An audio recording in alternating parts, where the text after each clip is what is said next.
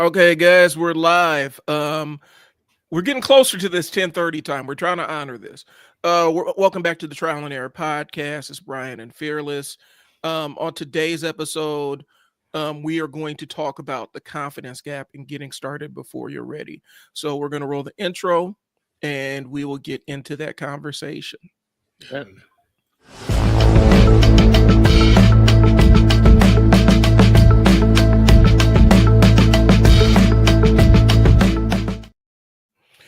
All right. So we're back. So today's episode is about the confidence gap, getting started before you're ready. I'm gonna go ahead and edit the audience on my Facebook. I know this is something we have to constantly do, but Every single time. every time. Every But time. repetition is the key to mastery. Fearless and I were just talking about that. Fearless has his live stream that he's been doing. He's in the 40s, 50s now. 47. Tonight is 47, no days off. We're going for 100. Live Q&A, coaching, training.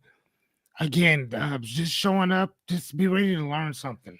Yep, get it while it's free. And that's the idea, is getting it while it's free. You better.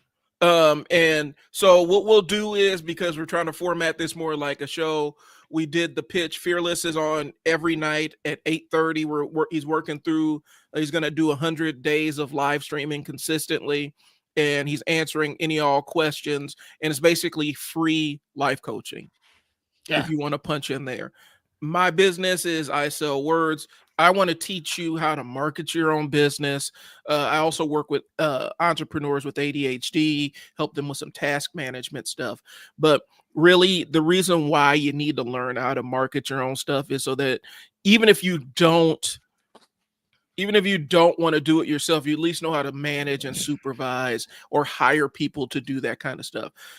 I'm a real big proponent of learning aspects of marketing, because I do think learning how to market not just products but services allows you to actually market yourself when you're out there putting out job applications and your job interviews and stuff like that. Having a marketing mindset allows you to do so much more in life than just sell stuff. And so I have my shows. I do a Friday live stream, which is a co-working live stream. You punch in on Friday around noon, bring the task you can't sort through, and I'm virtually there. We work on it together, and that's called body doubling. Basically you have another person in the room working while you're working, lets you to focus on the task, frees up your weekend. I also have the Unstuck sessions on Monday afternoon, where I talk about business, marketing, and ADHD. Hey, so I wanted you to see this video right quick. I'm gonna do a quick screen share. Okay. And I think that it will. Have you seen this? No, not yet. All right, here, let me try to play it. And you put up a sign. That's advertising. If you put the sign on the back of an elephant and walk it into town, that's promotion. And if the elephant walks through the mayor's flower bed and the local newspaper writes a story about it, that's publicity. And of course, if you get the mayor to laugh about it, that's public relations. But if you tell them about the various entertainment booths you'll have, the fun they're going to have, answer their questions, that's sales. And if you planned the entire thing, that's marketing. Now, let me ask you, what is marketing? If a circus is coming to town and you put up a sign, that's advertising. So is this kind of what you were talking about? Yep. Like marketing it's not just this one thing. There's all of these other things that go into it. And I think that's the part that a lot of us, myself included, miss out on, because we consistently, I'm going to go ahead and stop this here. But I think that's one of the things that we get mixed up on a lot of times, because we don't understand that marketing is everything that you just said. There's a branding aspect. There's a PR aspect of it. There's all of these different aspects, but we're only just looking at or saying, when we say marketing, we mean that all inclusively. Right. And I think that most of us think that it just means one thing, like, oh, I need to market. Like, marketing encompasses so many other things. Right. And so it's like I look at it like learning a martial art, right? Like you can punch and kick. Those are different aspects or different tactics that you can use in a martial art. The Right. entire martial art, the entire art form around the philosophy of combat, the philosophy of engagement, how you chain the moves together, that's the marketing. So, promotion, sales, all that stuff, ads, advertising, these are all tools in the giant toolbox of marketing. Right. And so that's how I view it. And I think people misattribute, when you see it on social media, people really dive into the ad side of things. And that's only one end of it, because, and it's starting to get exposed now. And this is kind of a sidebar, but it does tie into what we're talking about. Um, it's starting to get exposed now because people are starting to see on social media the content that people really engage with is still organic. It used to be the game is you would pay to create an ad and then the ad would do numbers. But now, since there's so many people paying those same dollars for the ads, it's more expensive to run paid ads.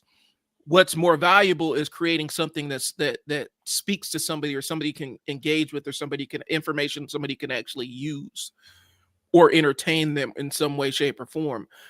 It spreads organically, and then after you get an organic audience behind it, then you boost it out and pay for it and make it into an ad. Is, But is that right, what the evergreen thing is? When people keep talking about, let's evergreen this thing. Let's like, is that the kind of that aspect that you're talking about? kind of sort of evergreen content is basically like the way I view it, and it could be wrong. I could be 100% wrong. But when I see evergreen content, is basically, yeah, stuff that somebody's always going to engage with, something that somebody's always going to connect with. But also, me and you are creating evergreen content because we jump on this live stream for a couple hours every Tuesday morning, and then I'm able to go through and chop our side conversations, our smaller conversations up into posts for social media and blast it out. And Okay. so I always have a source, I always have a place to get our conversations to push what we do.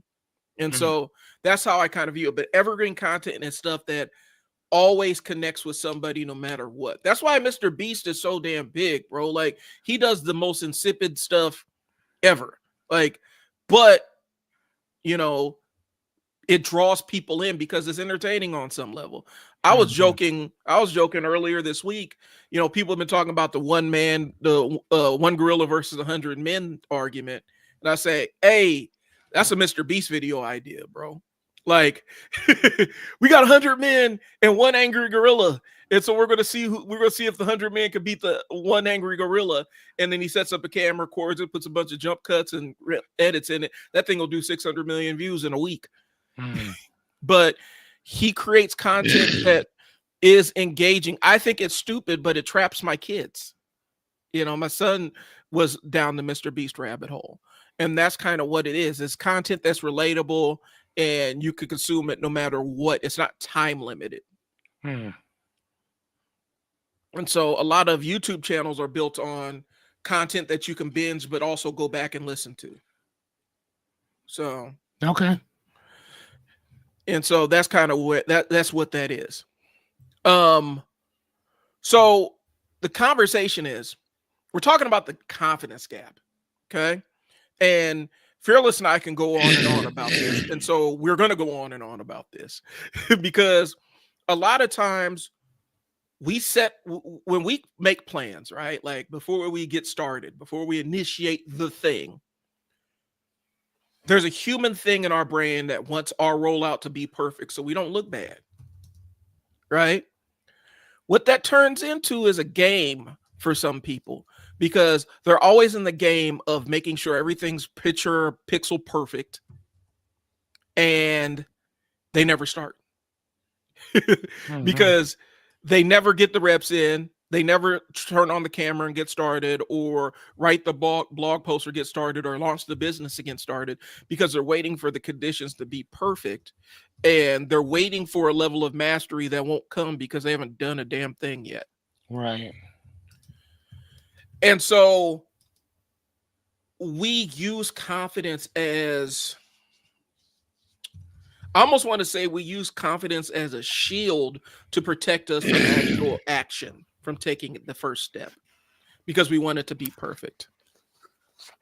And Okay, say that one more time. So you said that. So do you think that we use confidence as a shield yeah, in order to not take yeah, action?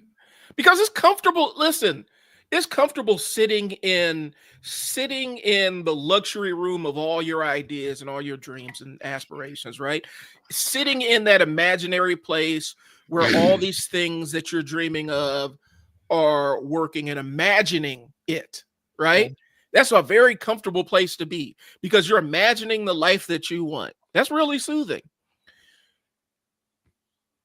You have to get your ass off the couch and actually go make the thing, and that's where it gets messy.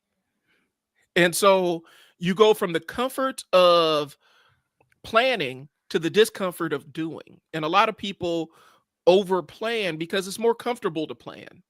And then you come up with all kinds of contingency. You can lie to yourself and say, oh man, well, I'm just coming up with a contingency just in case this happens. And I'm trying to create a plan B and C for this and a plan XY for this. And you get locked into this constant planning. Okay. And you never do a damn thing.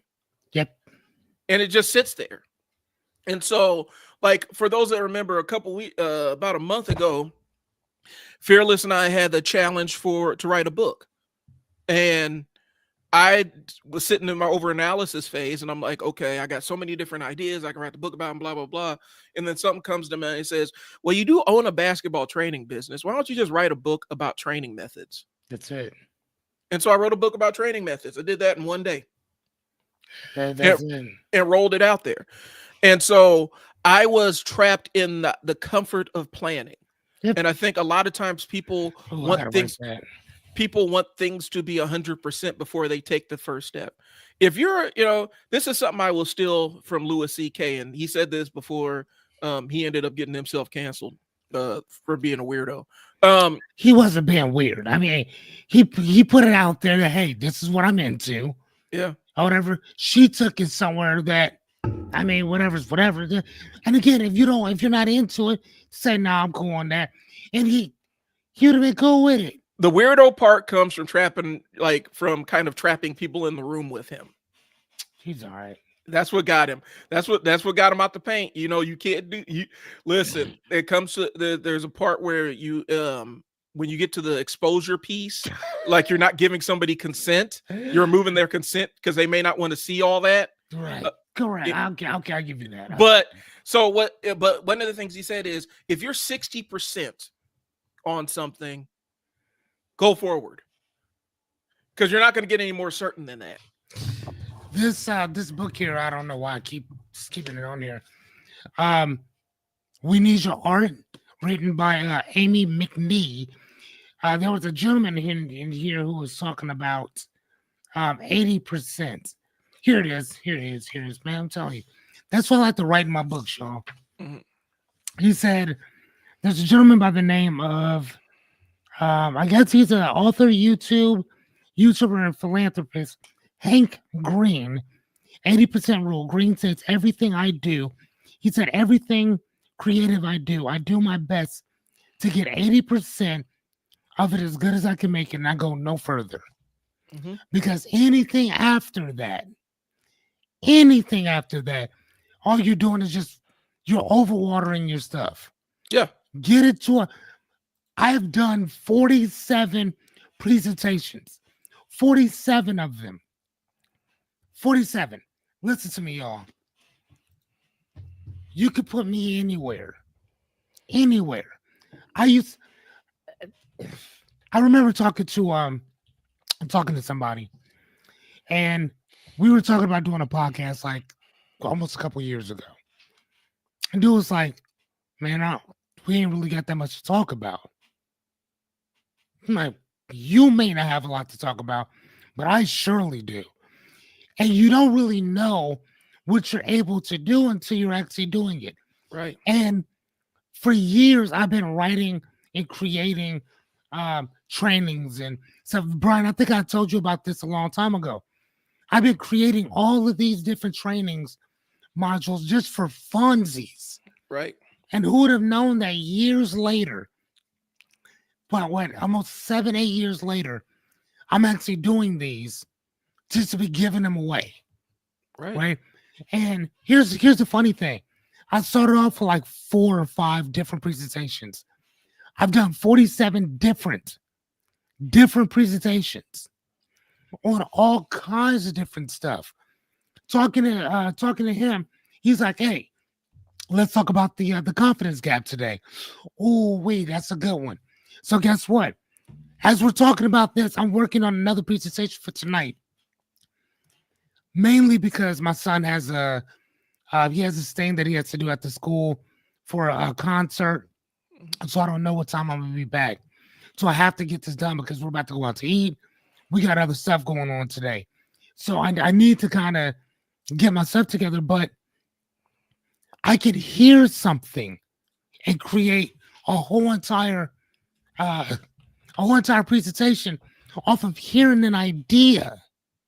So again, I'm not ready for most of the time. Every time I hit that live button, 70% of the time I'm not ready for what I'm going to talk about. Right.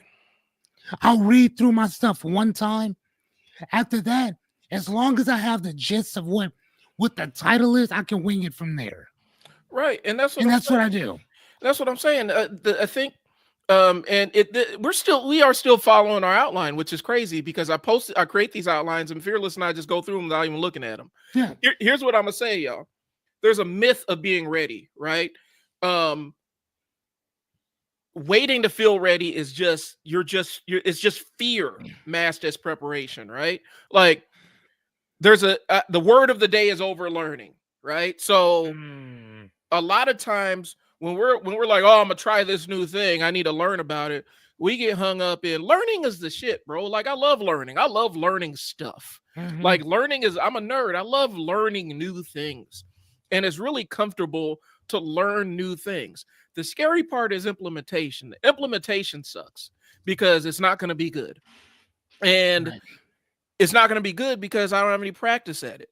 But if I learn enough about it, if you learn it, well, I don't know enough, so I need to learn more before I try it. The only real applied knowledge, because I think that there's like theoretical knowledge and then applied knowledge, right? Correct.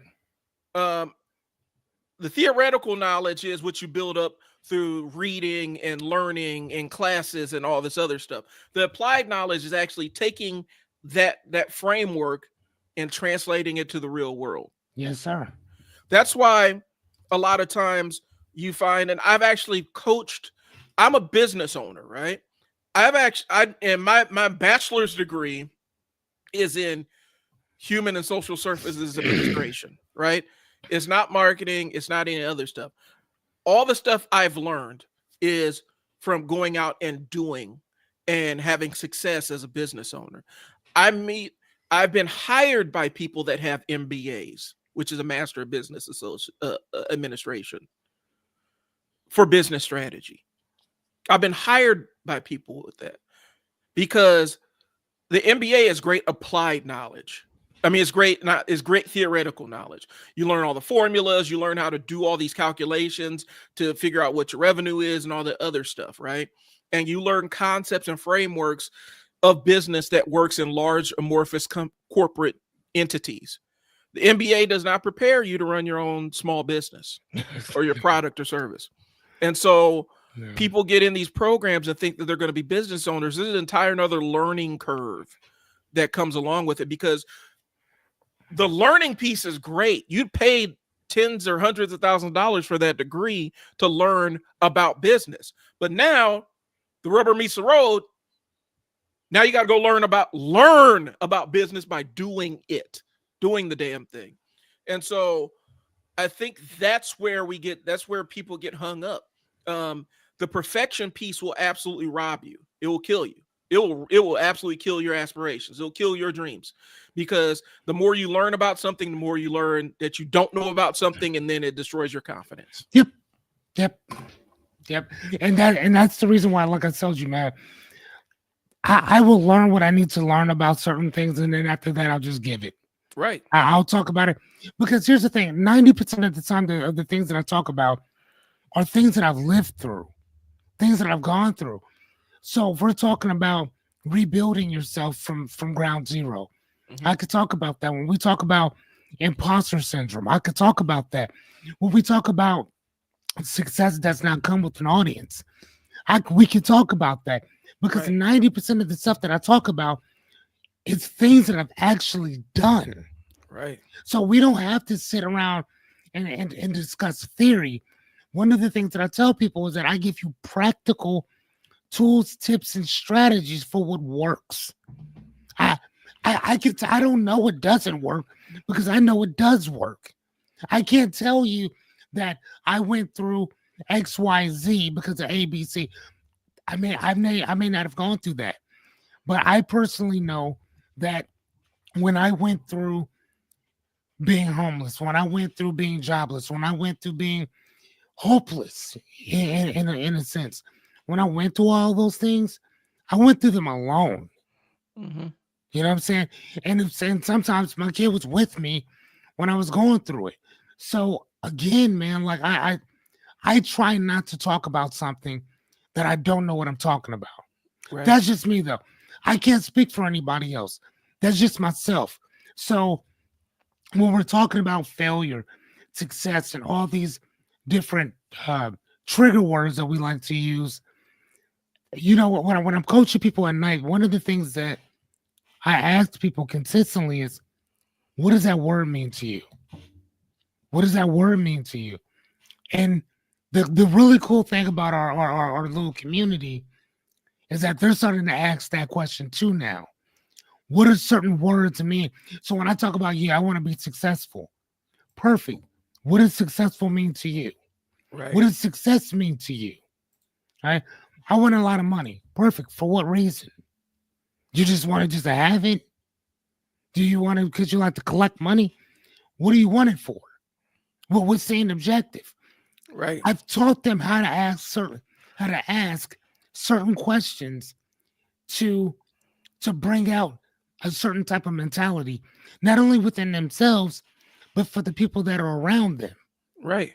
So when we talk about again that confidence gap, majority of the biggest thing that I've taught my people, and I've had to learn this myself, is that you only understand that there's a problem when you compare it to something else. Right. Otherwise, you don't know that it's a problem unless somebody says something to you or you compare it. God, I gotta write that. Uh, it's you compare it to something else. Go ahead though. So, and it goes along with the idea that you don't need clarity to take action. You gain clarity through action, right? Like we sit around and try to reach this zen like state before you take that initial step, and the only thing that's going to bring things into sharp focus is actually taking the step and learning along the way. That's what the concept of this entire podcast is about. Screw up until you level up. And so, and a lot of times people want to skip the screw up stage, right? They think that they think they're going to short circuit the game and shortcut the game by one, not investing in somebody that's already walked the path and already screwed up and can tell you what to avoid, or not going out and getting the experience on themselves and screwing up and learning how to do it. We It's like, are you trying to preserve your ego or are you trying to be successful? Because you can't do both. Mm. And a lot of people want to preserve their ego instead of being successful. One thing that's going to make us successful, if you're watching this, wherever you are, go ahead and give us a like and follow us on the platform of your choosing. We do these every single week and we need to grow the audience. So if you're watching us right now, please give us a like. That's our direct call to action. This is how we know that we're connected. So what I was saying is, either you're going to be successful or preserve your ego. It's not both. It can't be both. Because if you want to preserve your ego, that's fine. Stay locked in. I need to know everything before I get started. That will really preserve your ego. But do not expect to have the success that you want. And we're not just Mhm. talking business. We're talking about renovating the house. We're talking about mowing the yard. We're talking about all the things that somebody hesitates on doing before they do it. Correct. Um, it's too, you want to be comfortable. You don't get to have the privilege of emotional comfort and and have the success of doing a thing and accomplishing a thing in real life. It doesn't work like that. You have to almost humble yourself and be okay with, yeah, this isn't great, but at least it's better than nothing. Right. I think people get too caught up in that shit, bro. I'm be honest with you. Like, and I see too many people that a lot of people will step to me like, yeah, Brian, I want to start a business. I got this idea in my head and this concept. Great. So what step have you take to make this thing happen? Well, Mhm. I'm waiting for this, and I got this book here, and I need to know a little bit more about this, that, and the third. Okay, great, but what have you done to make your drag your dream into the reality? As Peter Senge puts it, what have you done to create that creative tension? Creative tension is Right. the world that you want versus the world that is. The creative tension is the gap in between. Mhm. What are you doing to experience that creative tension? Right. And more times than not, it's like, well, I'm planning, I've done this, I'm taking this course, I'm taking this. I told one of the people that I'm mentoring, I told her straight up, like, you already have everything you need right now. You don't need another certification. You don't need Nope. another ebook. You don't need another YouTube video. You don't need another online course. You have all the tools you need to get started. You just got to get started and be comfortable with the failing. Hey, it's so funny, my guy. I say the same exact thing to people constantly. When one of the things that we're building out the bookstore, one of the things that I told my partner was that he said, how did you figure this out so fast? I'm like, simple. I failed quickly. Right. And I told him, and he'll tell you, I like to fail and I like to fail quick. Like that is my objective. Think about that. Most people run away or they shy away from failing. I run towards it because I need to get my reps in as much as possible. Why do you think that almost 50 days ago I said I want to do 100 episodes for my YouTube channel? Why? Because I'm scared. Number one, I was scared. I've always been wanting to do this. I've always thought that I needed a partner. I needed this. I needed that. And again, I didn't know, right?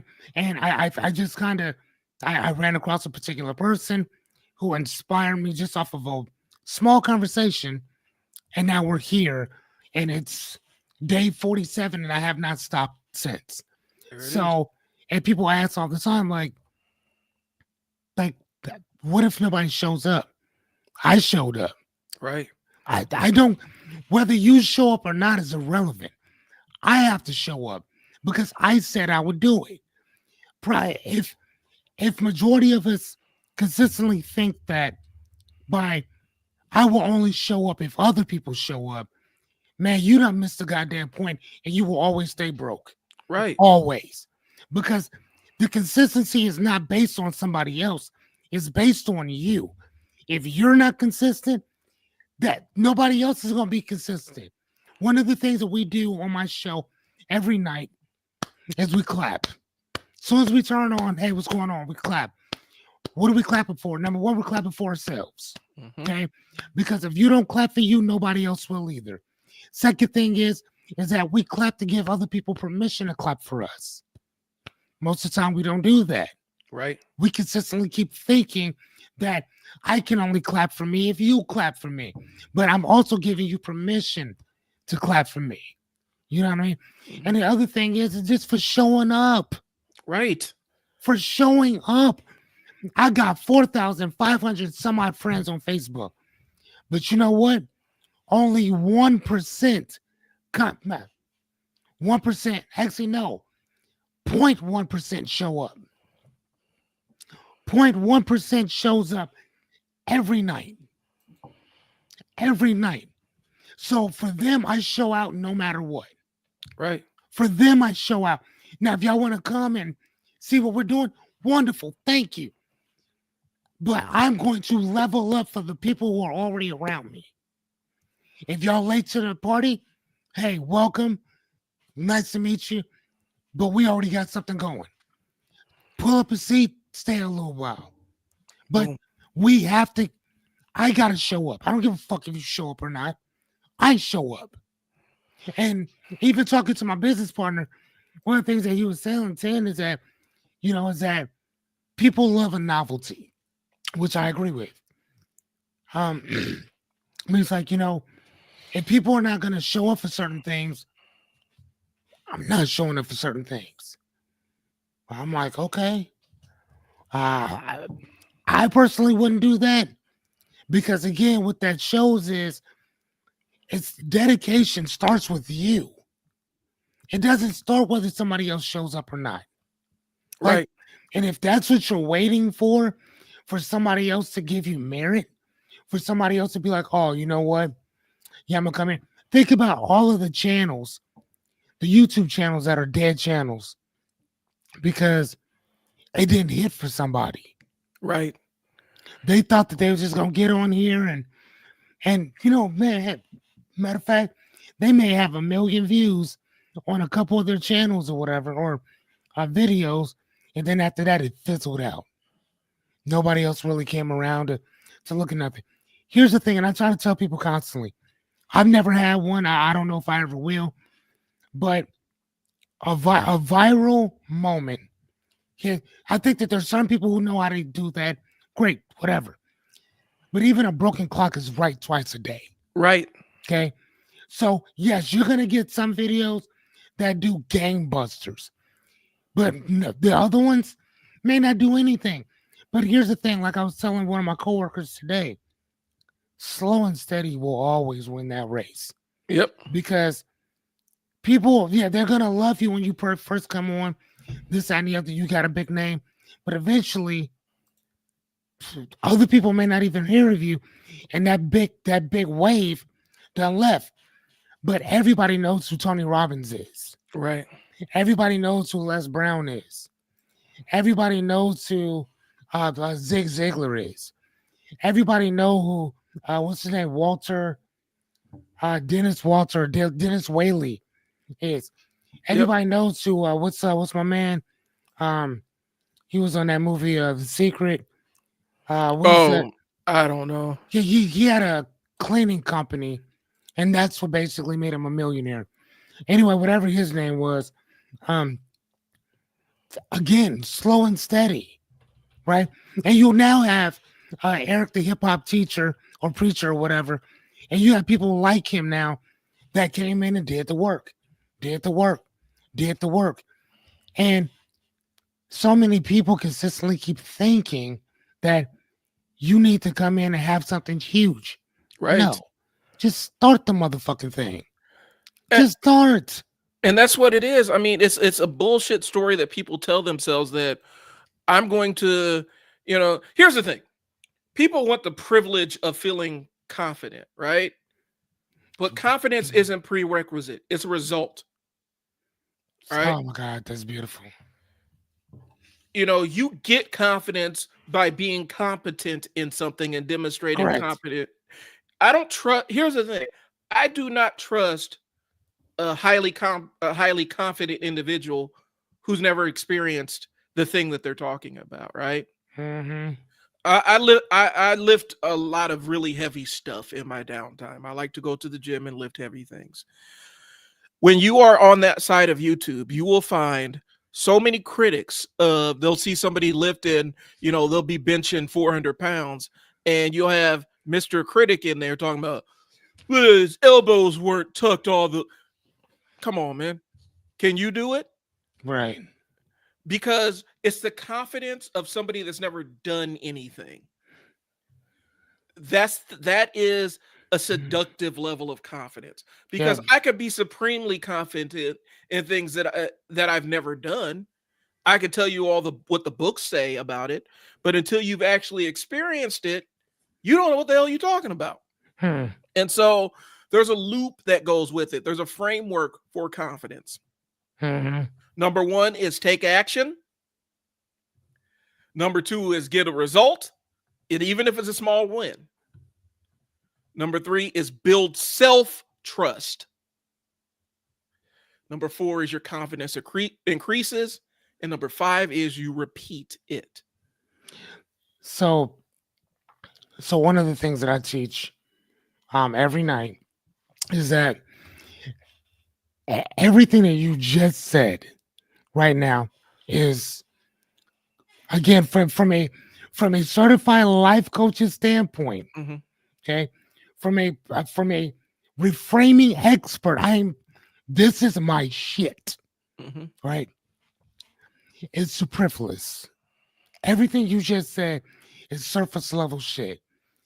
In Ags Fearless, we go deeper than that, because if you talk about, give me the top 3 again. I gotta pull up my notes here. I pull them up. Take the action, get a result, okay, and you build the trust. Okay, hold on. So number 1, take action. One of the things that we just talked about in our show is the fact that a lot of people have no idea where to even start from. So when we talk about a lot of these things or whatever, that's one of the things that we talk so much about, is we split all that stuff up. So when we talk about what does take action mean, like what are the steps for taking action? Come say hi to everybody.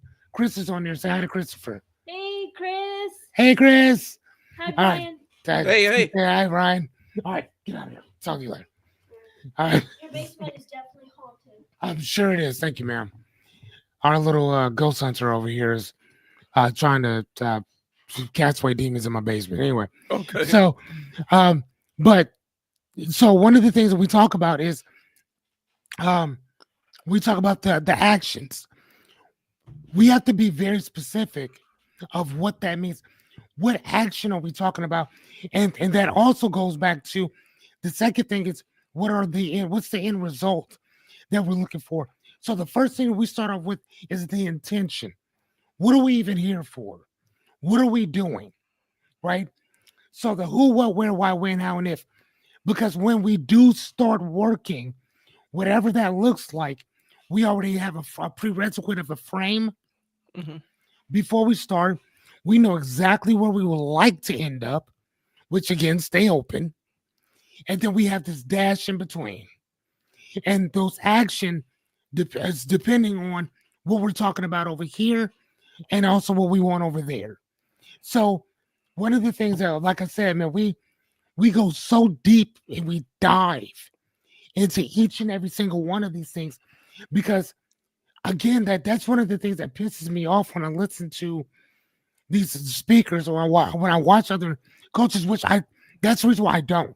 Mm-hmm. Like if a person, you might send me something, and if it's on some business stuff, I'll watch it or whatever, because I think I can usually use that for personal stuff. But when people send me other coaches stuff or other speaker stuff, I don't like watching it, because 9.9 out of 10, it's the same shit. That it just sounds good, but there's no, what you talked about before, it's theoretical, not practical. Mm-hmm. When I talk about building that the bookstore in less than 90 days, I did it faster than that. I just say 90 because it sounds more believable. But I actually have another buddy who was there to vouch for most of it. Mm-hmm. Because he was taking pictures all the time. And it's so funny because my boy Leo, shout out to my guy Leo Lewis, he would send me pictures he sends me pictures all the time. Just out of nowhere, he'll send me a pic of me putting up books back in the day when we were getting started and all that stuff or whatever. And I'm just like, damn, that is amazing how this dude sends this stuff to me just out of the blue, out of nowhere. So again, like that's, sorry for being so loquacious in this, but to me, like that is, it's the difference between motivating somebody. Hey, what's going on, B? It's the difference between motivating somebody and being inspired by by those actions. Mhm. Because again, like I said, everybody they can run their beak, but when it actually comes time to doing the fucking work, they ain't showing up for it. Or they want the credentials, they want the credit, but not the. For me, I need the experience, B. Yeah.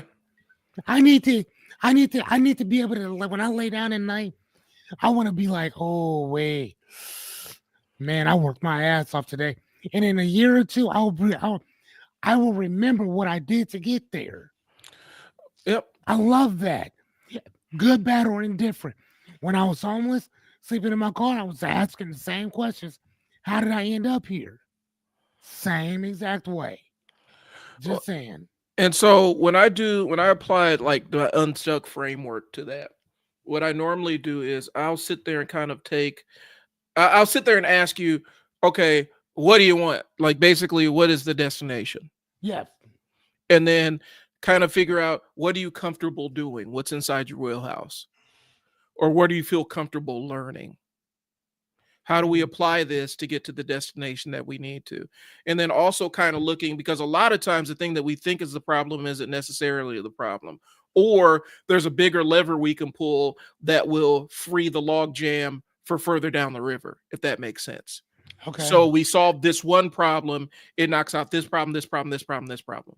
And so that's kind of the framework I go when I bring in somebody for the unstuck stuff with a business or whatnot, especially when I'm looking at your marketing and things like that. I will sit down and always have a conversation and say, okay, where are you relative to where do you want to be? And then we start saying, what are your competencies? What do you have before? What did you do before you started this? What Mhm. job did you have before this? Right. Because then I can uncover, do you have some skills that you're not giving yourself credit for?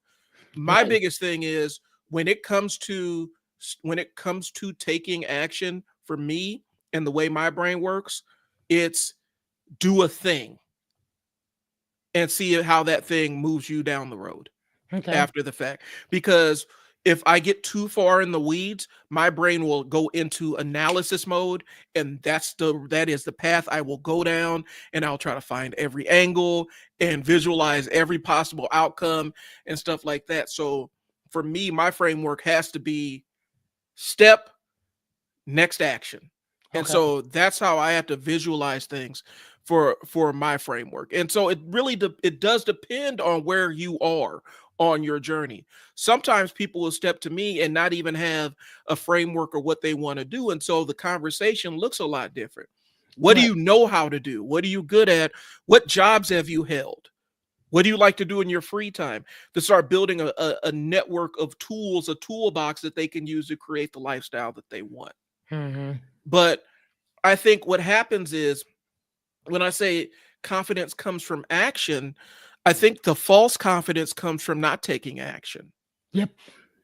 And the real confidence comes from taking blows to your confidence and having it regulated and lowered a little bit.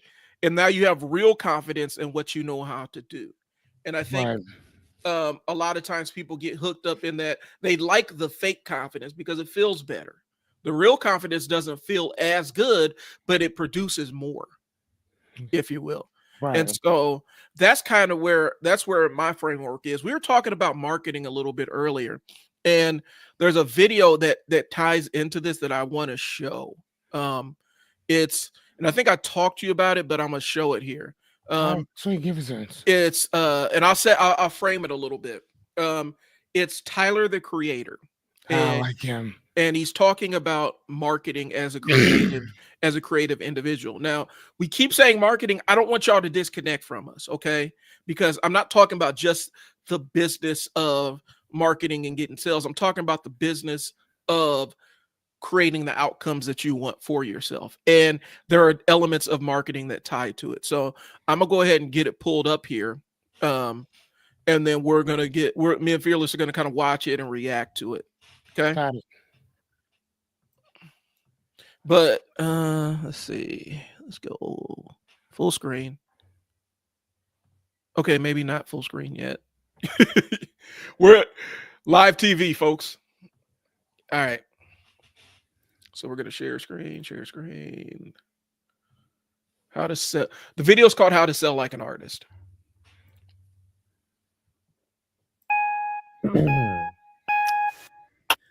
All right, so today's video is about marketing. I know it's not the most glamorous thing in the world, but I wanted to show you guys a YouTube clip that completely changed my perspective on what it means to market and promote your work as an artist.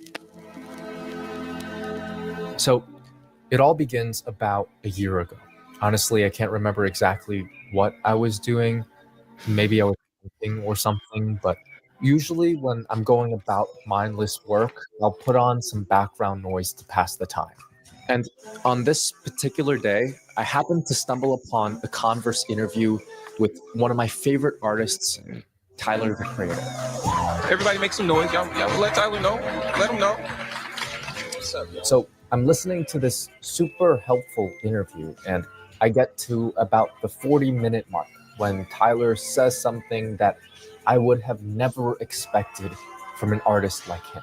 It's something I'm noticing a lot with the generation of right under me. It's like, I don't know if they too cool or they don't want to look thirsty or they're not proud of their, but like they'll put a song out, they'll put it in their story, and that's it.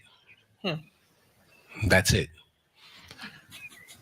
You went through something, you wrote words down, you recorded it, you edit it, you mix it. It's a whole thing. And you mean to tell me that you're going to be passive with your own and just put it on your story once? Are you fucking crazy, bro? So this falls into what we're talking about, y'all. He's basically talking about the concept, the idea of creating. And even if you don't feel 100% confident in it, you still went through the struggle of creating this thing for the world. And it ends up becoming this self-repeating thing. You don't feel confident in it. You post it once, you don't get a huge response to it. And you assume that the reason why you didn't get a huge response to it is, well, it's not very good and people don't like it. The reality is when it comes to social media, at any given time, maybe 3% of the people on your friends list see your shit. At any given time. And so you're assuming that 3% may have been busy. They may have forgot to like it or share it. Right. They may not be interested in it, but only 3% of the people responded to it. But we post it, and then instantly, when we don't immediately get that instant gratification, then we want to shut down and say, oh, this is a failure and nobody likes it. And so that's kind of where that's where he's going with this, man. And so we're going to keep going, but that's the concept behind that. Hey, real fast. Yeah. Another thing too is that song Earthquake, one of my favorite songs. Man, he didn't write that song for himself. He wrote it for somebody else. And he just wrote it just in general. And he was trying to shop it around and nobody wanted it. Right? Nobody wanted it. So he's like, well, I'm not going to give this away. I'll just use it myself. Did it himself, literally became one of his top songs thus far. Yeah. So again, just like Netflix, they built it up just to try to sell it to Blockbuster for $50 million. 50. And Lord knows, like, here's the thing. I don't think that Netflix would be what it is today if Blockbuster would have took it over. Right. Because Blockbuster barely knew how to keep themselves afloat. So them buying Netflix, I don't think that they would have understood what to even do with it. I don't think that we'd have had shows on there. Like, what was that one? The one with Kevin Spacey? Oh, House of Cards. House of Cards. And all the other shows that they've had on there thus far. I don't think that we'd have gotten those shows if it had been on YouTube. Not YouTube, I'm sorry, Netflix. So even trying to give your stuff away to somebody else, unfortunately, it's not going to help you. And they're not going to know what to do with what you created. Can I throw one more thing in there? And it's your thing, of course. I look at it like this too, man. A lot of times you talk to people at the early stage and they like, well, I don't want to release it too early. I don't want nobody to steal my ideas and blah blah blah. Mhm. That's a bullshit. That's a bullshit story. Um, Here's what happens. Somebody has a great idea, right? And they sit on that great idea and they plan how they're going to implement it. And they fantasize about all the how great it's going to be, and everybody's going to love them and pat them on the back. And then you're sitting there watching Shark Tank one day, and somebody walks out with the same idea that you had. Yep. And then you feel terrible because, like, I could have made all that money on it. One, you still can do it. Just because somebody else is doing it doesn't mean that they're executing it the way that you could execute it. Correct. They can't steal your drive. They can't steal your passion. They can't steal your experience. They can't steal your perspective. It's all yours. And so you could go ahead and run with it without having that fear. But then the other side is we think that our ideas are so amazing. Right. We think our ideas are so amazing Right. and so incredible that somebody's just chomping at the bit to steal it. Well, that may not be the case. And then that ends up becoming the reason why you never get started. Well, if I put something out there, somebody else is going to take my idea. Listen, they could steal it. If somebody steals your idea, then that means it was a good idea. Yeah. And you need to implement it in your own way. So You know what's funny about that is that no, and you're very much right about, because somebody will take yourself. If you think about the Air Forces, Mhm. if you go to Walmart or like Payless or something like that, I know they're not around anymore, but there are shoes that as soon as Skechers does it, I don't think it was Skechers who used to do it, it was somebody else, but they would take a knockoff type of shoe and they would redesign it to look exactly like the Nike Air Force or Jordans, Yep. 11s, 12s, 5s. Every shoe you could think of, somebody else done pilfered it, created their own likeness of it, and went out there and sold it. Right. Because as long as you change it up a little bit, it ain't even gotta be a whole lot. They can steal your stuff. And most people think that it's somebody like you or I that's gonna take your idea. No, it's those bigger companies that's gonna take your shit. Right. They're either gonna buy it from you or steal your idea. There you go. And that's what happens. Like I said, you talk about the bigger company. A lot of times, Amazon sellers are getting hit with that, bro. That's why Amazon selling on Amazon it's not dying, but it looks different. If you come up with a novel idea, when you sell it on Amazon, you're kind of opening the door for Amazon to say, "Oh, this bag is selling really good. Yep. Let's see the schematics on it." Okay. We have all the dimensions and everything. I think we can make one of our own and sell it under Amazon Basics. And you know what? I remember this lady was on there and she was selling camping bags. Mm-hmm. And she sold a bunch of them. People use them. They used it one time and they sent it right back. Yep. She was like, dude, I don't think you guys understand. You didn't do this to Amazon. You did this to us, my family. Yeah. So when we send this out, Amazon didn't send it out to you. We sent it out to you. So all that stuff happening, we sell through them. But if you send it back, it's not them who pays you back. It's me. So all that money, they made thousands off of them. Yep. Had to give all that money right back. Yep. And then she went on and told them, like, when you support us, you're supporting us, not them. Yeah. But again, when you sell on somebody else's platform, wham, That's what happens.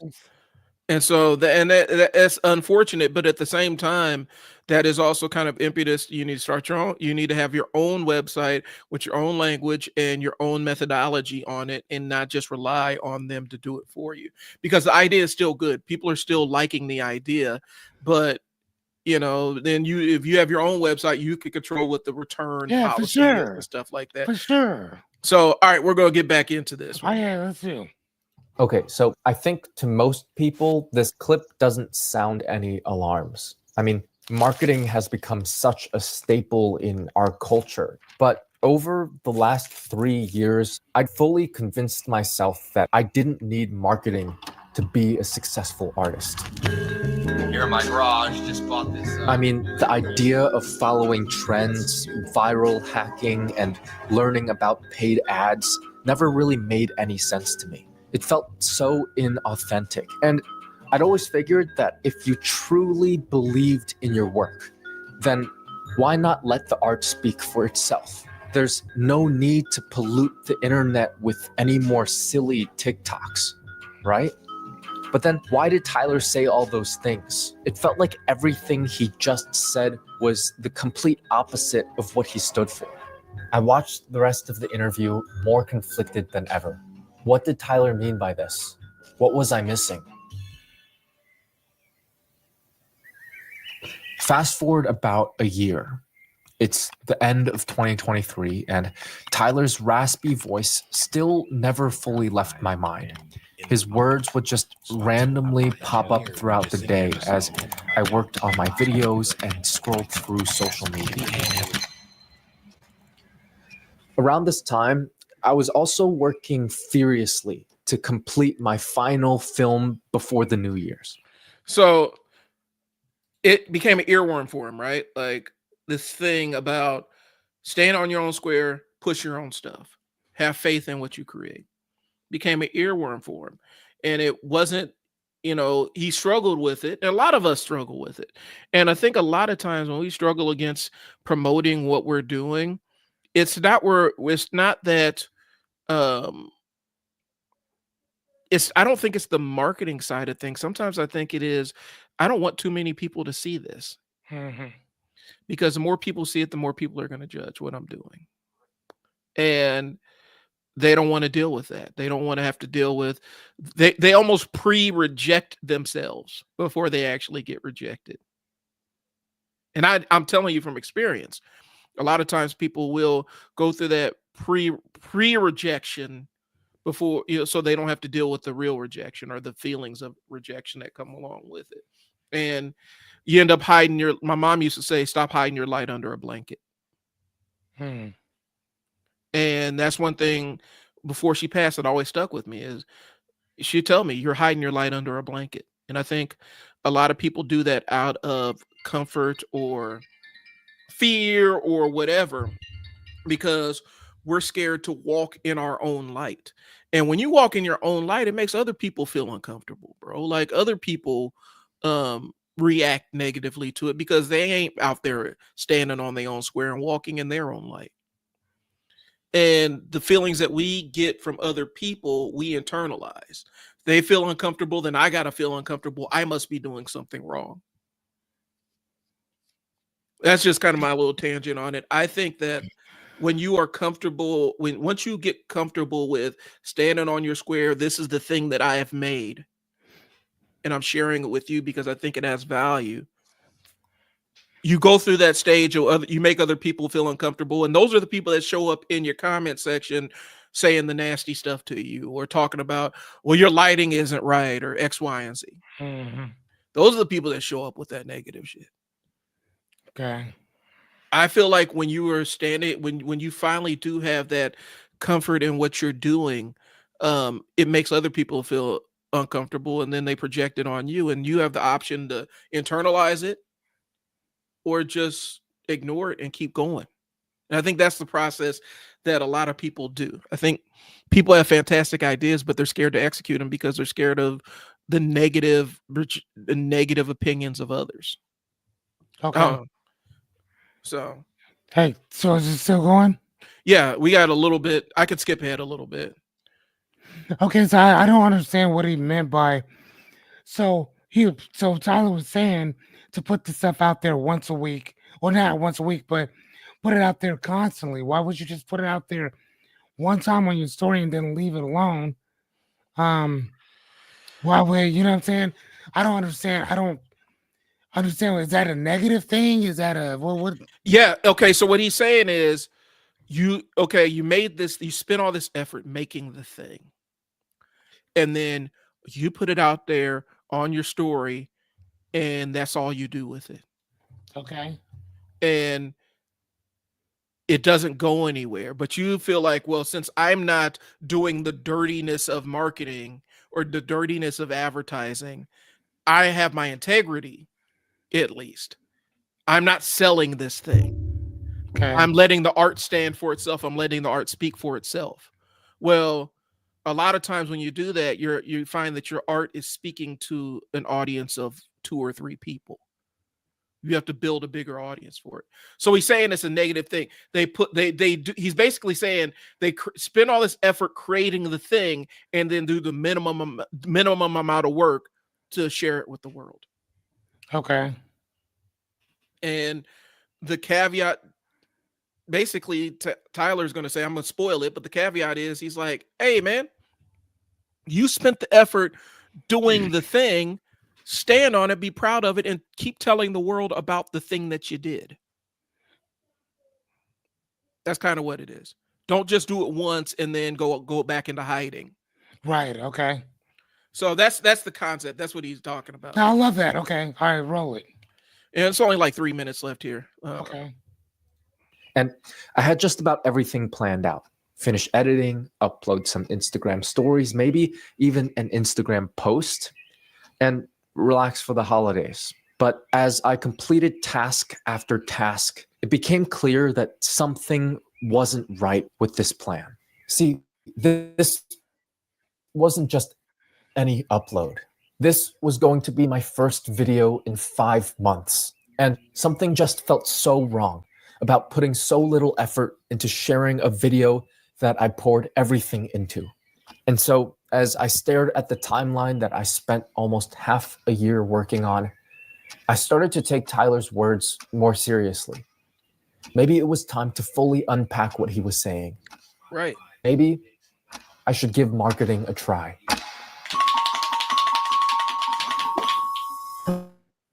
And so, as I prepared to go against every belief I had about marketing, I set one rule for myself: be as authentic as possible. So if making TikToks didn't feel right to me, then I didn't have to do it. Maybe there were other forms of promoting my film that excited me more. What if I edited a trailer, made posters, or even shared the behind the scenes of my creative process? Maybe. So there ain't no rules to this shit, bro. Right. You could push it any way that you want, but a lot of times people create the thing and then say, I'm gonna let the art speak for myself, or if people don't reply to it, then it's a wash. And a lot of people give up after that first thing, where it's the mindful of, the what is it, where they have the guy who has the farm, and it's like fields full of diamonds, if you've ever heard that allegory. Where he quit right before he hit the big discovery, and a lot of people do that to themselves. Right, but then I mean, if you remember that story or whatever, because I think it was like 3 feet away from what he thought that it was actually going to be, he sold all the equipment and everything to this other guy who was looking at it. And it's like, yeah, no, everything shifted over here. He dug in just 3 feet away from it. Here's all your stuff right here. Because again, one of the things that I teach people in our class is keep your hand up and ask for fucking help. Yeah. Because you don't know everything. And there's somebody around you that you probably don't even know knows more than you do about this. Right? So keep your hand up, ask for help. But but then he also, because he took that loss. Mm-hmm. And what did he do after? You remember what he did afterwards? Depending on the story, I think the character drowned himself out of sorrow. The one I know is Moses. The story, the allegory I heard was the farmer had spent all this time and effort and money looking for the diamonds, and when he didn't find them, immediately out of sorrow and desperation, he goes and drowns himself in the river. And the people that ended up taking over his farm or buying his farm They found that the diamonds were there all the time. He hadn't dug enough deep. He hasn't dug deep enough for them. He gave up before he hit his big discovery. And I think a lot of times people they take that initial feedback and think that that's the end of the world because people didn't respond to it the first time. Right. So, hold on one second. Give me one sec. Go. Okay. So there is. Okay. So I'm trying to figure out um about the person, the guy or whatever. Here, let me see. Oh, I guess he was not a real person. Okay. So yeah, I guess it was just a story. But yeah, Are You Darby is based on what it was or whatever. And basically, it was often used by Napoleon Hill to kind of present Yep. the entire point about the gold rush in California. But the other story um, about that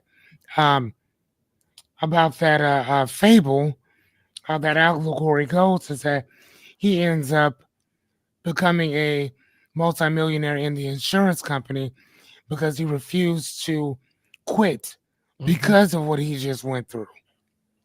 You know what I'm saying? And I think that when we do that, that um that puts us on a different playing field, It does. like in general, because you've already had your ass kicked. What worse else can happen to you? Right. You know what I'm saying? Like again, you're gonna be out of here. You only got 80 birthdays. That's it for the most of us. You only got 80. 80. That's it. And that's if you're lucky. Because if you're black, it's even less than that. You know what I'm saying? So Yeah. you don't got much time here. There should be let's put it out there. There should be no reason why we should even be here talking about any of this. Not whatsoever. Now, there's always going to be philosophers in life, because that happens. Right. But talking about shit that you should just already be doing, no. Well, and there's always going to be like your message or whatever you're creating, whatever your dream is, it may not be for everybody, and that's It's not. fine. But if you are just reacting off of what what the first impressions are, you may have found 3 people that your thing isn't for, but that doesn't mean there aren't 12 other people that you're the thing that you've created, they don't exist. People act like those people don't exist just because they get negative feedback out the gate. And sometimes you got to plow through that and say, is this real feedback or is it just somebody bullshit? Right. And a lot of times people will give you negative feedback just because they're projecting the stuff that they haven't done yet on you. Man, you know how many times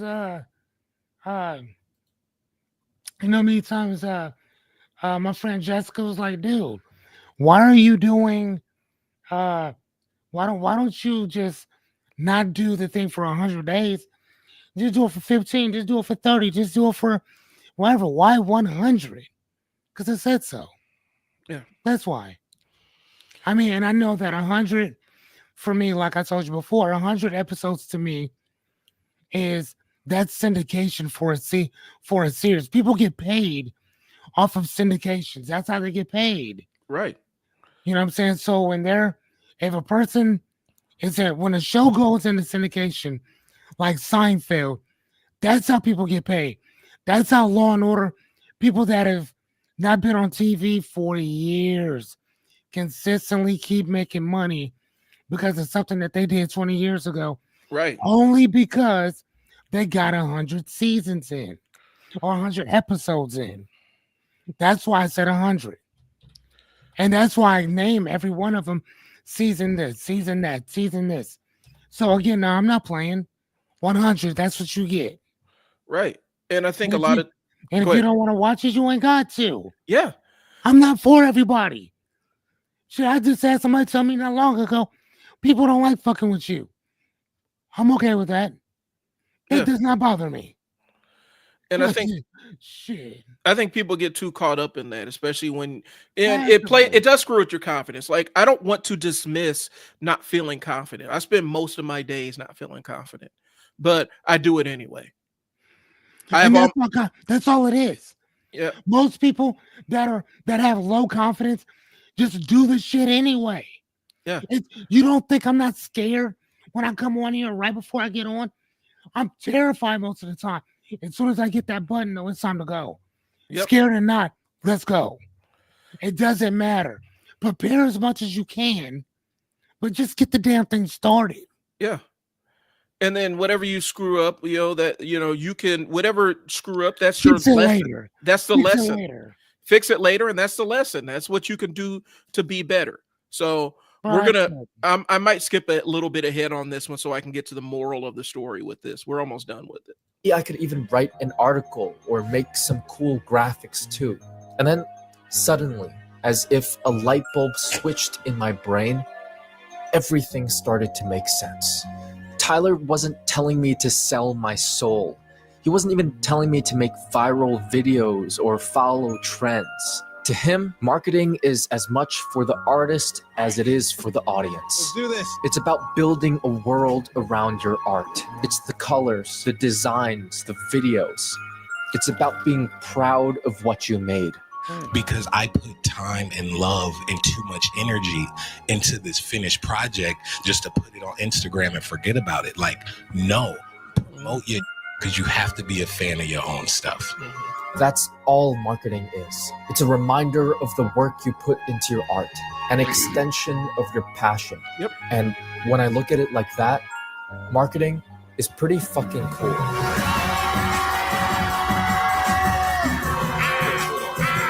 So I like that. and so I it's like that. and that's really what the concept is, bro. Like, be a fan of your own stuff, and it's hard sometimes. Like, I don't like necessarily going back I and like watching. that. I like that.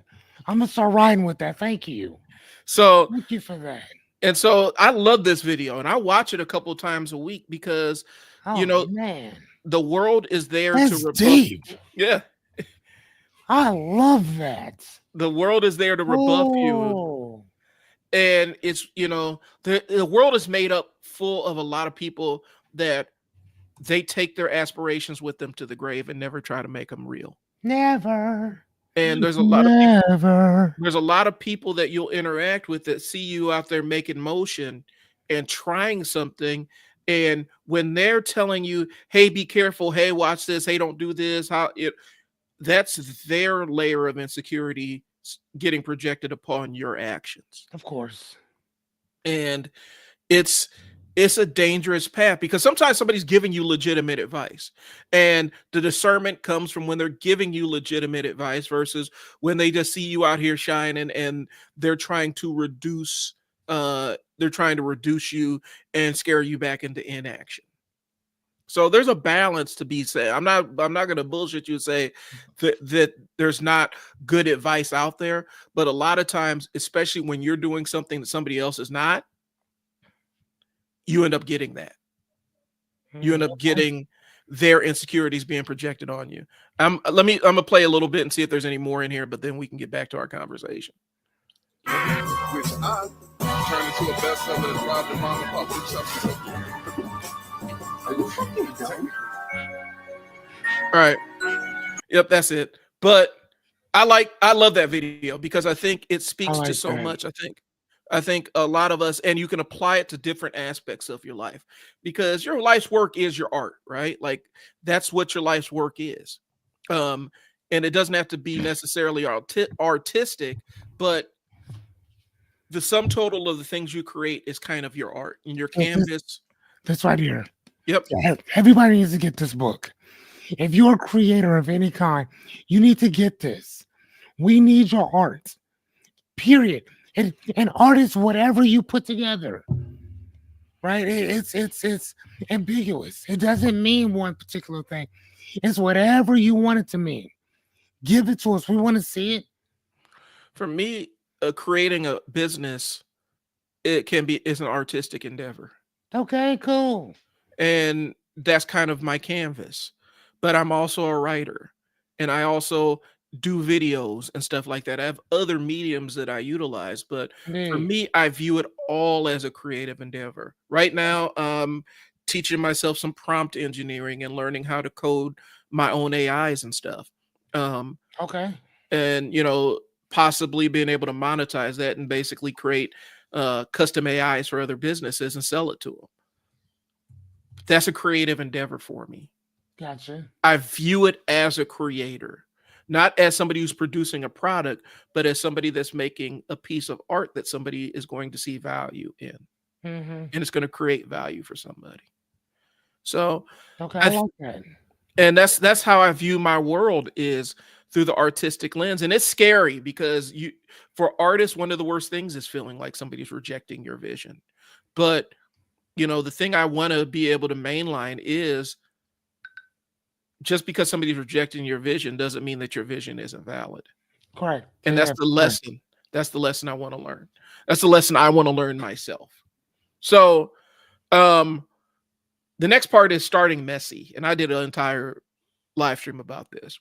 What does starting messy? If I say Fearless, if I say start messy, what does that mean to you? It means, for me, it means jump in and figure it out. Yep. It means even if you don't know how to swim, I wouldn't necessarily jump out on the deep end because you're gonna drown.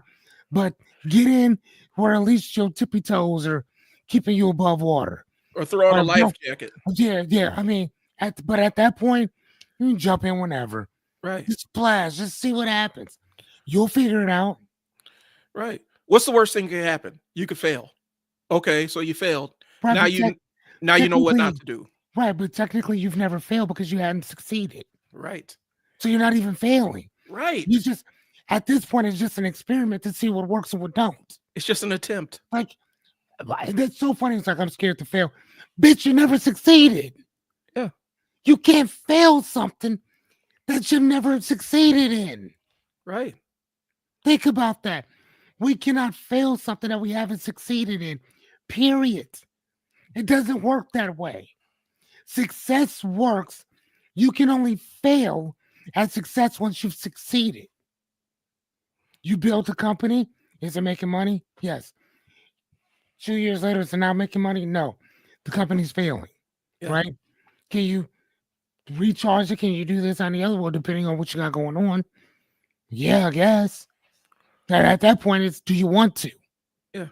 Right? But yeah, and it's so funny how we view success and how we view failure. But I like what you said, just jump.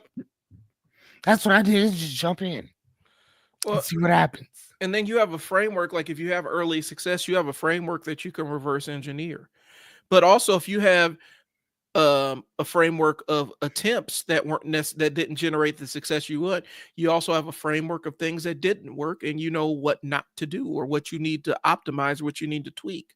And I think people, I keep going back to it, and I know it sounds denigrating. I'm not trying to do that, but I think people want to skip the failure piece of it. And the failure piece is so vital in your learning process. Mm-hmm. It's a key element. If you only learn from winning, then when you finally take your loss, it'll destroy you. Man, why you think the worst place? Why you think that they say that at a casino, the worst thing that can happen to you is that you win? Yeah, that's the worst thing that can happen to you at a casino, is that you win. Yeah, especially if you're early, it's your first time. Or shoot, let's expand it. Casino, if you are stepping into the stock market and you absolutely pick a blue chip and it soars, that is the absolute worst thing that could possibly happen to you out the gate.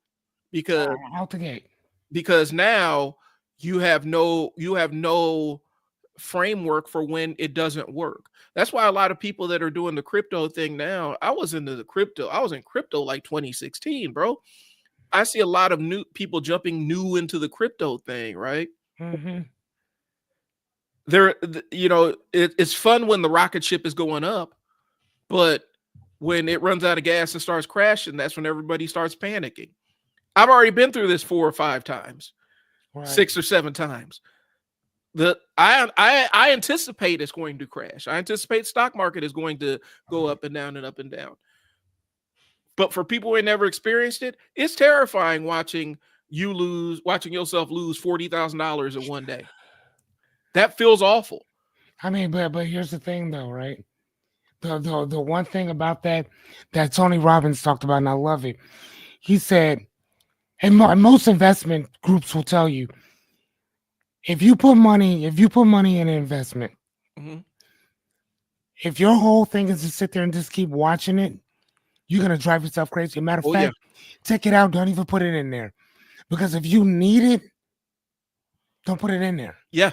Don't Don't put in money that you're gonna need. don't put in money that you're gonna need, because I have a thing called an acorn, and one of those investments is that it it takes your change and it invests different things or whatever, right? Hmm. But since I've had it, my money is usually either stayed the same or gone up just a little bit, not much. But I took like a 60, 70, $80 um thing, because I think I have like, I think there's $1,000 in there right now, whatever, right? Hmm. And it went down to like 850 or something. I'm like, well, what happened here? I'm looking at the thing, and the stock market at some point within the last month or so dropped considerably. I'm like, oh, I know something happened. But the one thing that I learned from Tony Robbins is that 90% of the time, it'll always go right back up Yeah. to what it was before. Just leave it alone. And I used to tell my aunt the same exact thing. She has stocks and all kinds of different shit. Hmm. And she would ask me, did you know about this stock? Do you know about this? Do you know about that? I don't know much about that. But what I can tell you is stop messing with it. Right. Take it off. If you need it right now, then take it out. Because as soon as she took that money out, guess what happened? Went back up. Those stock markets, they jump right back up. So she'd actually made way more money than she did when she took it out. Well, an experience teaches you the difference between adversity and opportunity, right? Like if you are experienced in the game of stocks or whatever, when the price goes down, when the price of real estate drops, experienced people know this is the time to actually buy more because it's on a discount. You can buy more at a cheaper price, and then when it rebounds, you're going to have more money. The inexperienced money are the ones that end up panicking and pull everything out. And then when it bounces back up, you have to buy it back for a higher price, or you're just asked out. And I think experience teaches you that. And the only way you gain that experience is you got to bump your head a couple of times Mm-hmm. and Well, learn and, what not to do. and not only that, but listen to people who've come before you. Yeah. Because that is to me one of the biggest problems I've seen that we have in certain things is that we don't like listening to other people. Mm-mm. Like I don't know why that is, but boy, do we suck at listening to other people. We are god awful at that. God awful. Learn from somebody else's failures, man. Why would why would you invest in something and then ask somebody else their opinion on it who doesn't who knows as much as you do, by the way?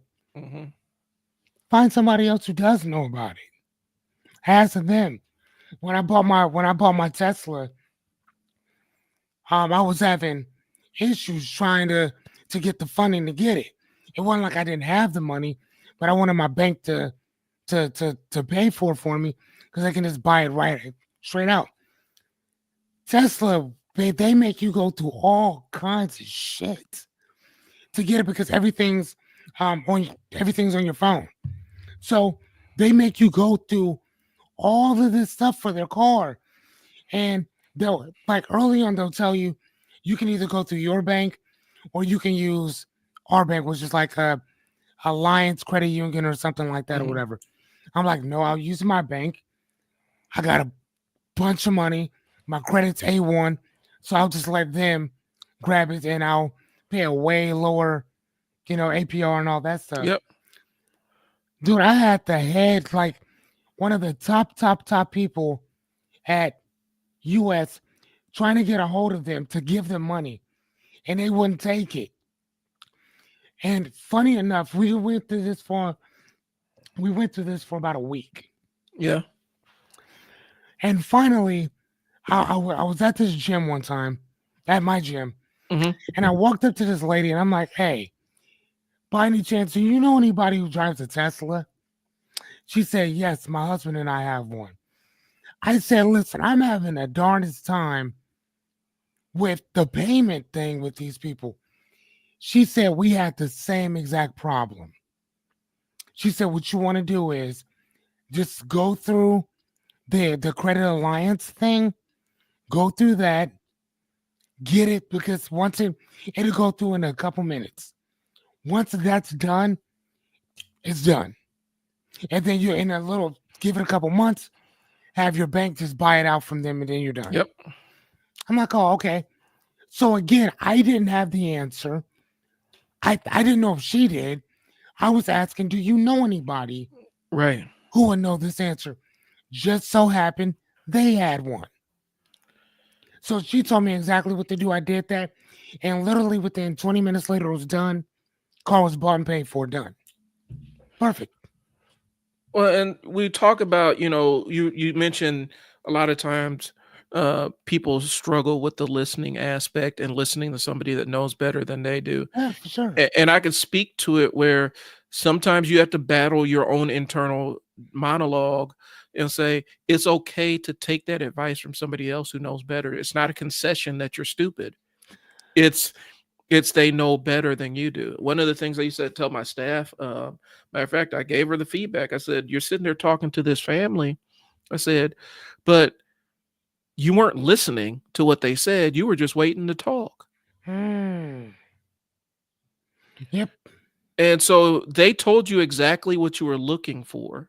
But because you were waiting to talk, you missed what they said. And that damaged the onboarding. It damaged that initial contact with them because, subconsciously, they had to repeat something that should have been obvious to you had you been paying attention to what they said. Right. And so now that's another gap that you have to rebuild. And it turned out to be a positive outcome, but I catch myself, my ADHD, and Fearless will tell you, I apologize a lot because I do interrupt people because that's what my ADHD Oh. my Good. my thoughts come out so rapid fire that I actually have to tell myself to stop and wait for a second because I'm not trying to be rude. I'm not trying to invalidate what somebody's saying, but these thoughts come out so fast that if I don't spit them out, they're going to disappear. And sometimes they're good ones. And so even I struggle with that. I'm not listening, I'm waiting to talk thing. And a lot of people do. And that's why when you do find somebody that has a empathetic ear, not sympathetic, empathetic ear, it's such a relieving feeling. Right. Because they're listening for their own knowledge so that they can help you out. Yep. And this flows into the second to last segment we have here is imposter syndrome. And what that actually is, I can speak from experience having it, and I can speak from experience on how I address it. And my framework to address it is not going to be for everybody else's framework, because mine is still tied into the start messy and just get shit done kind of thing. And that's not for everybody. That can absolutely send somebody spiraling if they use my framework all the time. So imposter syndrome, what it feels like is feel like you're full of shit most of the time. And it's not in all aspects of what you do, but it is, you feel like you don't know what you're doing, or that you're just waiting for somebody to expose you as a fraud. And I think that happens a lot on social media because there are trolls out there that are just, their entire life's work is trying to expose frauds. And they go to war in the comment section. There's an entire genre of YouTube videos that is just exposing such and such popular YouTube celebrity. And it's just somebody that's showing inconsistencies with what somebody said. They're showing videos where somebody is being inconsistent in their message or whatnot. And the reality is, as human beings, we're all inconsistent. All of us. That's a natural human condition, is to be inconsistent with, sometimes our thinking is framed by the context we exist in. And so, but yeah, the imposter syndrome thing is huge. And I think Fearless and I can have a quick conversation about that. For sure. for sure. So before we touch on that, I want to um, excuse me one second. I want to syndrome. Challenges. I want to give you guys a definition of it before we go into it, because again, as a life coach, I love definitions and I love understanding exactly what we're talking about Mhm. before we go into that, because I think that sometimes our definitions of things can actually predict where the conversation is gonna go. So so we'll go and I'll go to Google. Okay, so imposter syndrome. Uh, okay, we'll go meaning. Perfect. Okay, so it says by definition, the persistent inability to believe that one's success is deserved Mhm. or has been legitimately achieved as a result of one's own efforts or skills. So I'll say that again. The persistent inability to believe um, that one's success is deserved or has been legitimately achieved as a result of one's own effort or skill. Mhm. So that basically means that you faked it. Somebody else helped you get here. Yeah. And keep talking before I let somebody know exactly who that other person was. The one thing that we try to get people to or explain to people when it comes to this is that the best to me the best definition is this. And imposter syndrome is when I'm trying to convince myself that I am enough. A fraud is trying to convince you that they're enough. Mhm. That's the only difference. Right. That is the only difference. Imposter syndrome means I'm trying to convince me that I'm enough. A fraud is trying to convince you. Right. That's the only difference. Uh, I've said it before. Con men, bullshit artists, fraudsters, they don't tend to suffer from imposter syndrome because they have no accountability for the outcomes they create. Oh, When you actually feel accountabilities for the outcomes that you create, that's actually a good thing. You want people to benefit from their interaction with you. When you don't have that connection and you like, I don't care if it works. Yeah, they paid me. That's all I care about. That's when you're getting into the fraudster, con artist, scam artist, rip off. Bullshit artists never feel imposter syndrome. no. I'll go on that. I will die on that. I'll die on that hill. People that don't feel like they are responsible for what they create, and the positive or negative outcomes, they don't experience imposter syndrome. And my imposter syndrome takes the form of a very strong negative inner voice that I've had since I could think, and constantly screaming in my ear, you're wrong, you don't know what you're talking about, you're full of shit. Matter of fact, I just had a meeting this morning, um and it's stuff I know. I got asked to speak, to help out talking about social media and social media management because I run a social media agency, I'm running a marketing agency.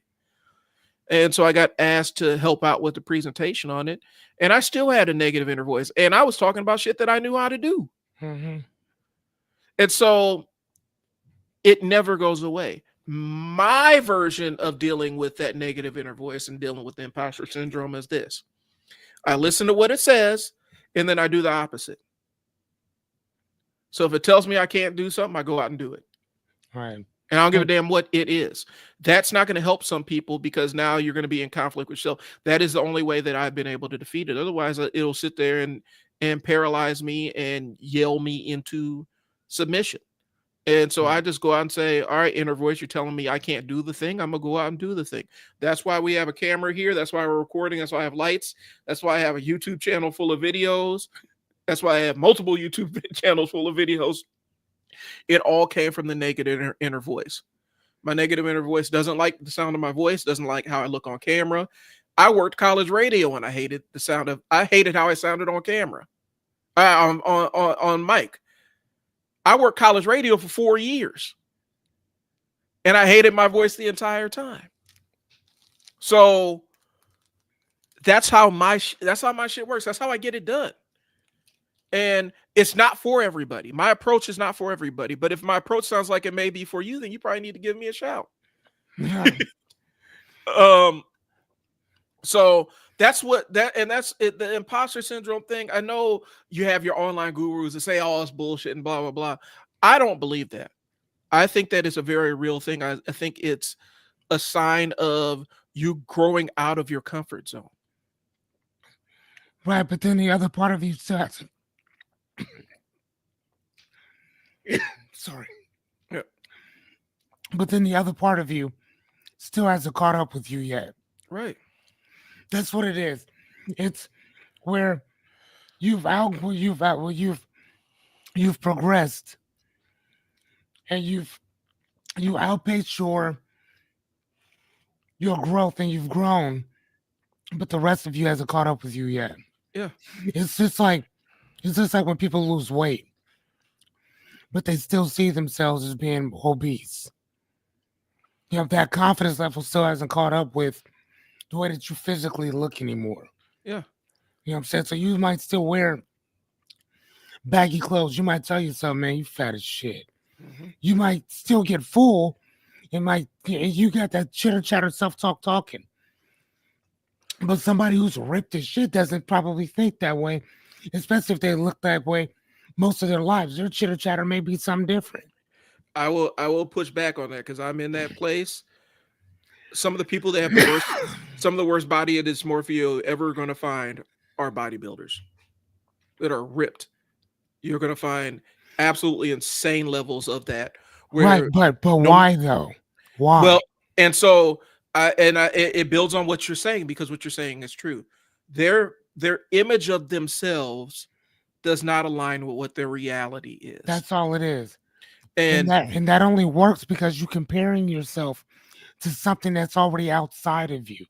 If you were on an island by yourself and you hadn't been around anybody else, you wouldn't know that you were fat, skinny, you wouldn't know anything. Right. Nothing.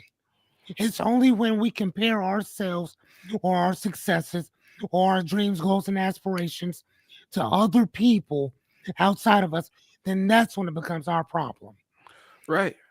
And because since our eternal experience is completely subjective, we may be comparing ourselves to shadows. We may be comparing ourselves to mirages of people.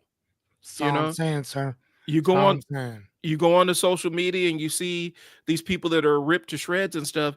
What you don't know is before they took that picture, they dehydrated themselves. So the muscles, the vascularity of their veins will pop out, and they put oil so that it will pop out on camera. Mm-hmm. That's not how they really look, but they're giving you an image of that, and they're fully cognizant of it.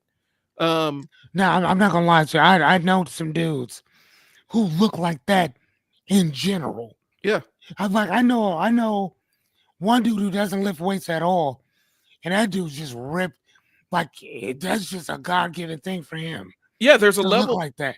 When it comes to bodybuilding, there's a genetic side to it, and a lot of people don't understand that no matter what they do, no matter what their diet is, no matter what isolation work they do, no matter what kind of lift they do, they're gonna always look like that. It's never you're going to reach a point like you got to look good for yourself and not good based on you're not going to look like this person. And you need to perish that thought. You need to accept, what can I do? What part is going to make at what point am I going to be happy with what I look like? And so I got to the point I'm like, I just like lifting heavy shit. And so that's what I do. I go in there and I'll see, ripped to shreds, and then ripped to shreds daps me up because I'm pulling weight that he can't even imagine. I had that happen a couple weeks ago. I was actually warming up on my deadlift. And bro, I'm sitting there looking at this dude over here. He killing on the bench press. Like, man, bro, Diesel, man. I'm like, hey, man, I'm trying to get to where he is. He looking at me doing my deadlift like I'm trying to get to where you are. That part. And so That part. a lot of times this dialogue, this negative inner dialogue is totally just brain baked bullshit. Because we are comparing ourselves Right. to other people. Once you like, I'm in the, here's the thing, I stand 5'8". For the most part, I'm not going any taller. Mhm. I am where I am. I'm okay with that. So if I need to lose weight, I need to understand exactly what my body structure is. Right. That's it. I would love to be like, well, I'm gonna be 5'8", but I'm gonna be 150 pounds. My body structure is not built for that. My body structure is not. I lose weight. I'm never skinny. Mhm. I'm ripped. Chest muscles, six pack, flats. I mean, everything is ripped. I will never be skinny. Yeah. Ever. My body structure is not built for that. My son's like, Dad, what happens when I'm skinny? I'm like, you won't be. You'll be ripped, but you will never be skinny. Yeah. Like, never. And I think a lot of people get caught up in that viewpoint. I see that with the thing that breaks my heart is watching. Well, I don't want to say breaks my heart, but it does kind of. It makes me sad to see the entire population of little, the incel dudes, right? Like, I feel bad. I do a degree, like some of them, yeah, are super racist, and some of them are just obnoxious, and that's why they're incels. But there's another element of it where it's this self-defeating narrative and loop that the girls don't like me because I don't have a lot of money and I don't have a six pack and all that other stuff. And it's like, so what's the last real woman that you've actually made conversation with? Well, nobody. I said, you're trying to shoot your shot to the Instagram model, and you don't really want her. You don't really want to interact with her. And so Not at all. And so but you'll ignore the real women that you probably could be talking to because you're trying to chase down this ideal, and you might find your ideal in the real world if you would just open your mouth. But it becomes this thing where they give away their power to all this external shit. And so you're constantly giving away your power. You're constantly blaming outside factors for why your situation is the way it is. And then you never take any power, take any ownership of your own outcomes. And you let your negative inner voice make you into a damn hermit.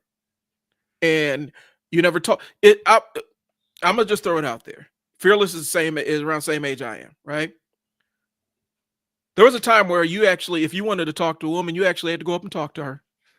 Yep. You had to go out and get her number, and you had to call her on the telephone, and do all the other stuff. And as a kid that grew up with bad inattentive ADHD and was also almost a full year younger than all my classmates, I struggled with that. But even I gave my even I had to muster up the courage to actually go approach women that I didn't know if I was interested. That's how I met my wife. I walked up to her. Now we have it. All you got to do is send an inbox message and be funny. And people are struggling with that, y'all. And so what I'm saying is this: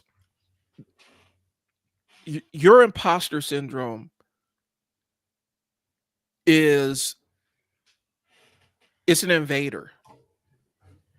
And it tries to keep you in the comfort of safety of not doing anything. It keeps you in the safety of planning and thinking. But really what it's doing is dragging you down and is strangling the life out of you. And the whole time it's telling you it's keeping you safe. It's a defense mechanism.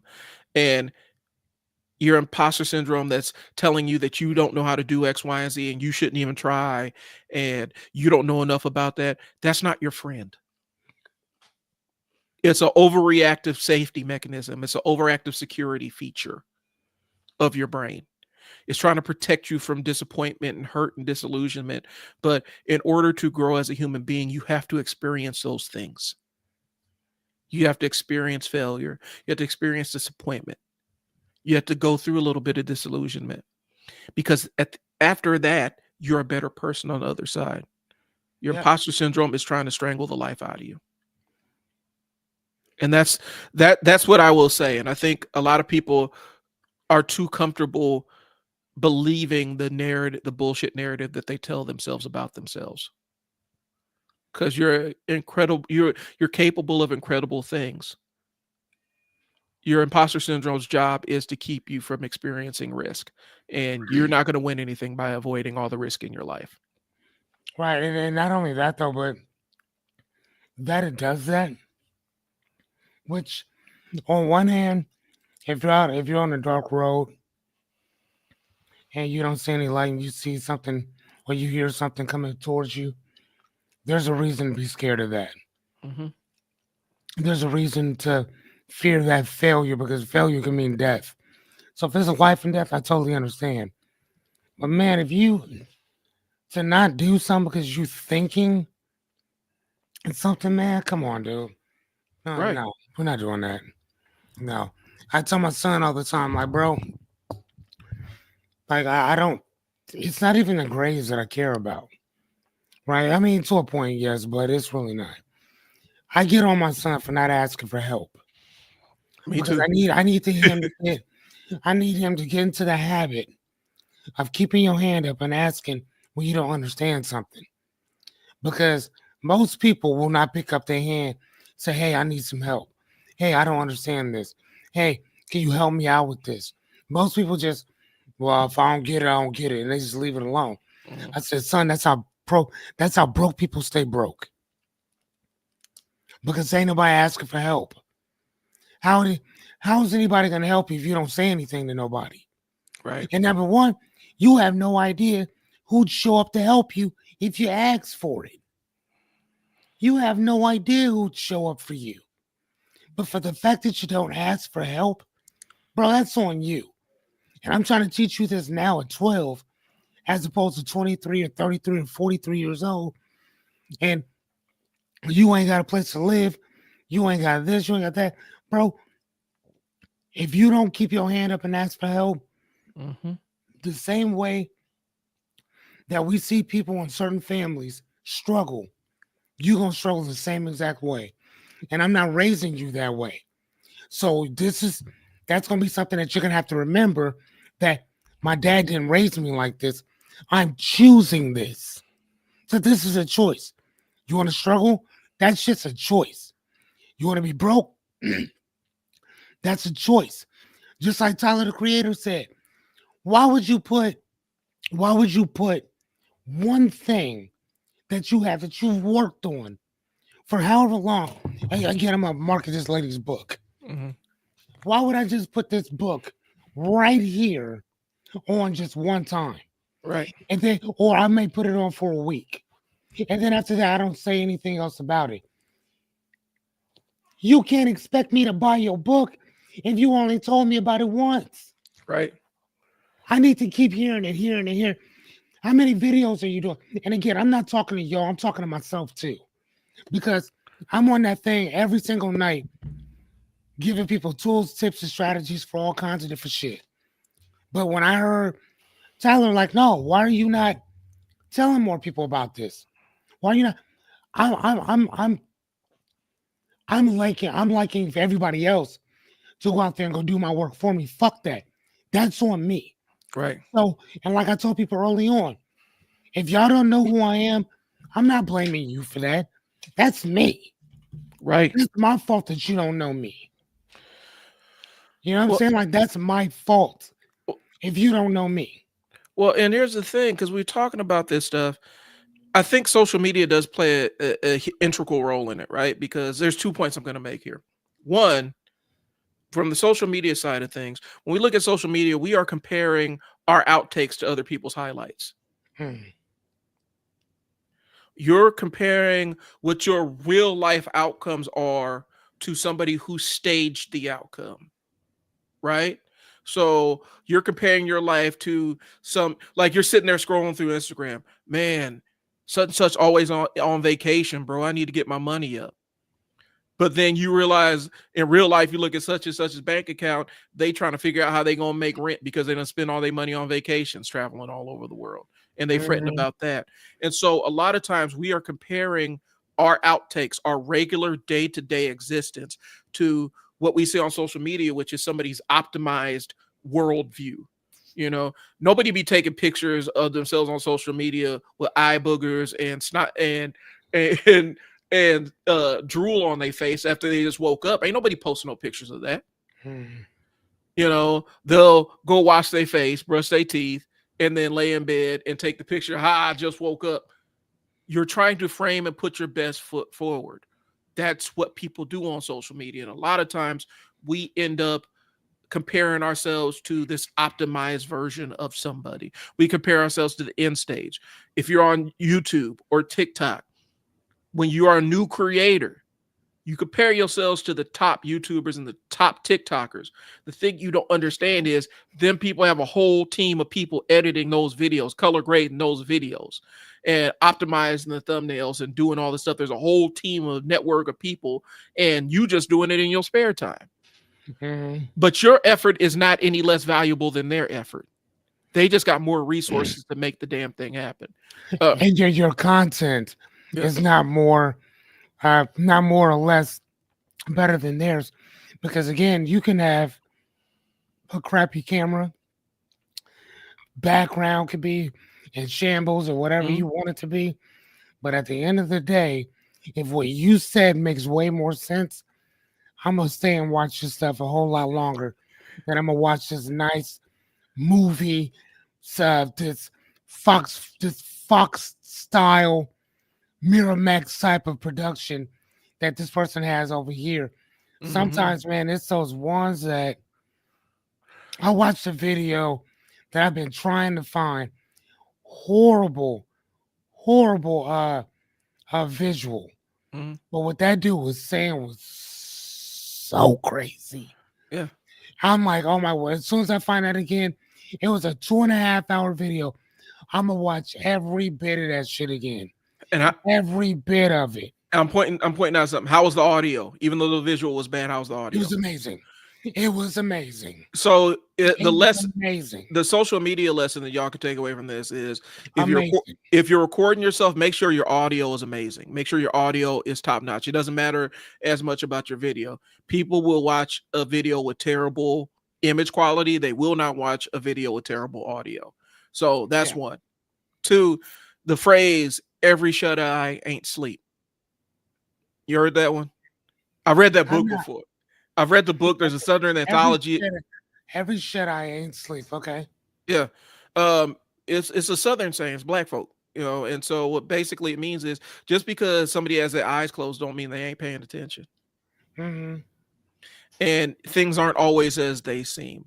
Now, I love it because it's also one of my favorite novellas called Every Shut I Ain't Sleep.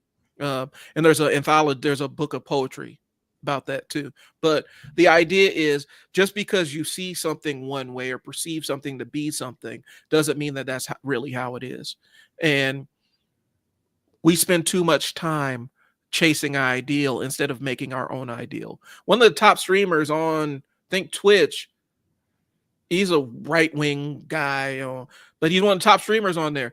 He lives in absolute squalor. And I'm gonna lie. What does that Squalor. mean? What does that mean, squalor? His house is filthy. The last live stream I saw, there was a roach crawl. He had a roach crawl across him, and he grabbed it off and threw it on the floor. He had there was a dead rat on his. There was a dead rat decomposing on the windowsill behind him. Bro, he got to be doing that shit on purpose. Yeah, it's got to be staged. But his thing is, he has a huge following. People watch him for hours on end. So it don't matter what it is. And I'm not even gonna say his name because I don't really mess with dude, but he's one of the top streamers, and his looks like looks like a bomb went off in it, and house falling down around his ears. He's a millionaire, house falling down around his ears. So what I'm saying is this, y'all, stop comparing somebody's optimized fake existence to what your real life is. And once you realize that a lot of this stuff be special effects on social media, a lot of the live streams are special effects, a lot of the Instagram posts are special effects, even podcasts. When you see the podcast, a lot of times these cats that are doing these podcasts, they're in rooms that are just made for podcasting. The backdrops are just made for podcasting. And so That's the reality that we exist in. Stop comparing yourself to them. You're comparing your early stage stuff to their end stage stuff. That don't make no sense. And that's where the imposter syndrome kicks in. So I think we're gonna wrap.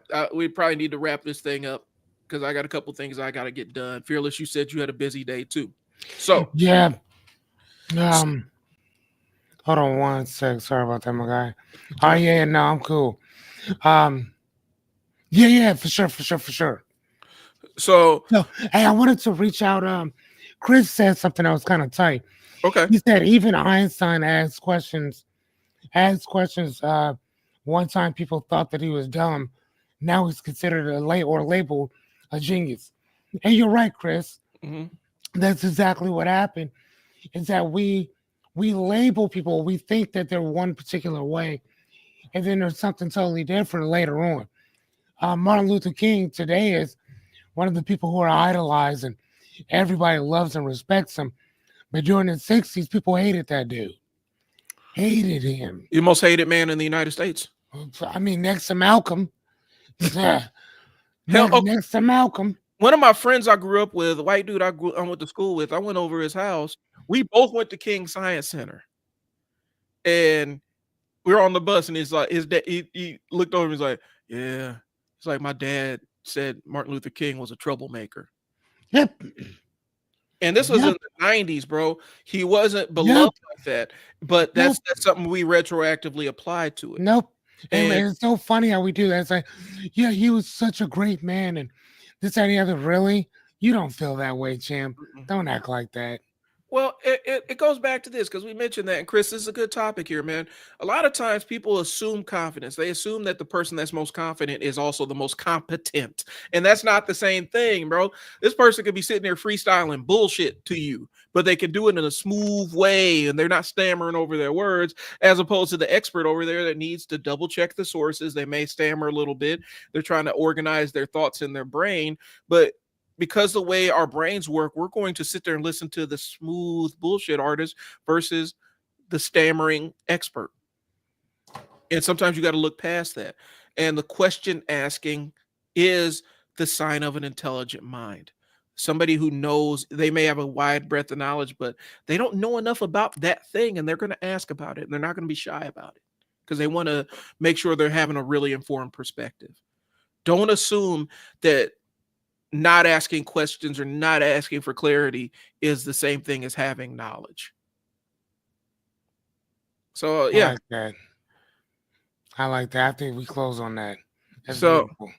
so that's what we got today, y'all. I'm looking at the next couple of episodes. We got some good ones in here in the mix. And once I figure out how to put up a poll, I will do that.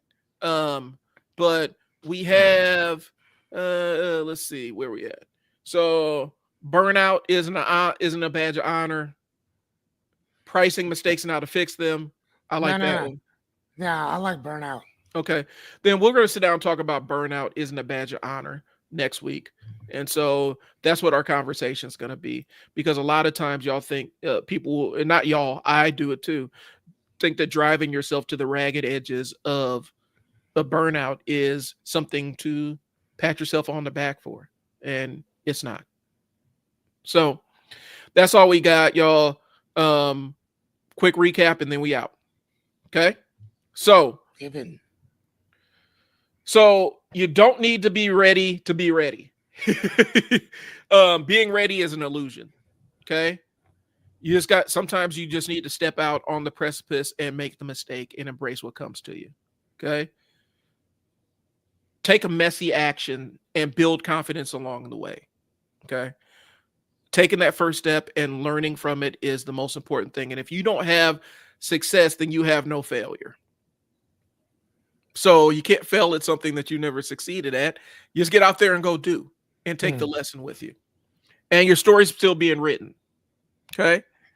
But it won't begin unless you get started. That part. So this week, check us out. I'm going to be back Friday with a co-working live stream. Last time in between the work sprints, I was sitting there kind of talking about my story with ADHD as a student and as a professional. I'll kind of mix in that conversation and talk about being a manager with ADHD, possibly. So that's what we have coming up. Fearless is going to be back here at 8:30 every night till he reaches episode 100. Free life coaching, free streaming. All you gotta do is show up. Yep, training, Q&A, all that good stuff, whatever. And the biggest things that we talk about for the most part is our dreams, goals, aspirations, problems, stuff like that. But we do a lot of talking about imposter syndrome and the lack of confidence and scarcity, boundaries, beliefs, values, stuff like that, or whatever. That plays a large role into a lot of that. So when you come, I'm telling you now, we get deep. So if that's the place that you want to grow at, man, we welcome you. If it's not, I would not show up. Yep. Because we're gonna do you dirty. So if you want to get in contact with myself or Fearless, hop in the inboxes that are attached to the social media platforms that you see us on. I can help you get started and implement and get unstuck if you're hung up on the next course of action. And from a business standpoint, and Fearless can help you start with a reframe on how to change your perspective on something that you may be struggling with in your personal life. That's what we got. And a lot of it, like we said, is that imposter syndrome, bro. Yeah. Not frauds. I don't deal with frauds. But imposter and putting yourself out there, that's what we're good. That's my shit. I got you. So don't worry about it. If you want to reach out to us, hop in those inboxes. Otherwise, we're gonna shoot the deuce. We're about to say peace. Fearless, you have anything else?